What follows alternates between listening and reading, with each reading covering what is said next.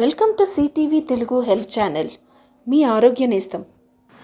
ఈ మధ్యకాలంలో డెంగ్యూ కేసులు చాలా పెరుగుతున్నాయి. డెంగ్యూ ఒక రకమైన వైరల్ ఫీవర్, దోమల ద్వారా వ్యాప్తి చెందే వ్యాధి. దోమ కుట్టడం వల్ల ఈ వైరస్ ప్రబలుతుంది. ఈ దోమను టైగర్ దోమ అని కూడా అంటారు. ఈ దోమలు పగటిపూటే కుడతాయి. ఈ దోమ కుట్టిన 5 నుంచి 8 రోజుల తర్వాత వ్యాధి లక్షణాలను కనిపిస్తుంటాయి.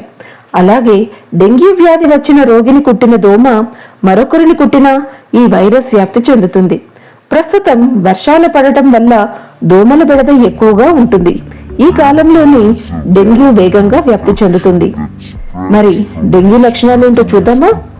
తీవ్రమైన తలనొప్పి, జ్వరం వస్తూ ఉంటుంది. కీళ్ళ నొప్పులు, ఒళ్ళు నొప్పులు, వాంతులు, వికారం వస్తాయి. ఒకవేళ ఈ లక్షణాలను గనక ఎవరైనా ఉంటే వెంటనే డాక్టర్ని సంప్రదించి వ్యాధి ఉందో లేదో నిర్ధారణ చేసుకోవడం ఎంతో మంచిది.